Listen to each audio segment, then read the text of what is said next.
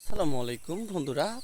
এখন পর্যন্ত আমার ভিডিও কোয়ালিটিতে কীরকম আসছে আমি জানি না, আর আমি আপনাদের কীরকম ভিডিও দিতে পারছি সেটাও আমি বলতে পারতেছি না। যদি আপনাদের কমেন্টসের মাধ্যমে বলেন তাহলে আমি বুঝতে পারবো। তো এখন হচ্ছে আমি আপনাদের যে একটা ফুলের সাথে পরিচিত করে দেব, সেটা গ্রাম অঞ্চলে না আসলে এই ফুল দেখা যায় না। তো অবশ্যই এই বর্তমানে এই ফুল পাওয়াটা বিরল ব্যাপার। যেমন আমি আপনাদের দেখাই, এটা একটা ফুল।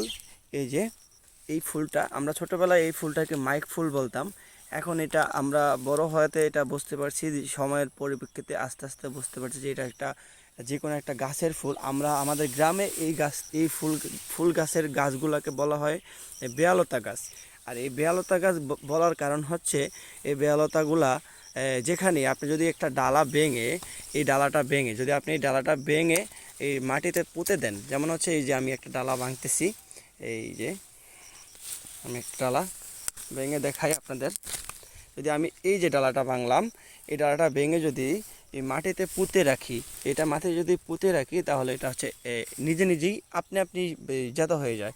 তো এই জন্য আমাদের গ্রামে এই এই গাছগুলাকে বেয়ালতা গাছ বলে।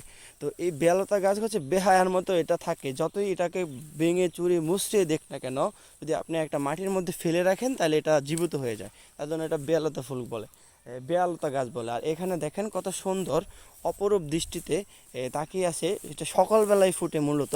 দেখেন কত সুন্দর ফুলগুলা, এই ফুলগুলা দেখছেন কত সুন্দর। তো আপনারা বলবেন যে আসলে আপনাদের এলাকায় এগুলাকে কি ফুল বলে ডাকে। আমাদের এখানে বেয়ালতা ফুল বলে। আর এইগুলো হচ্ছে বেয়ালতা গাছ।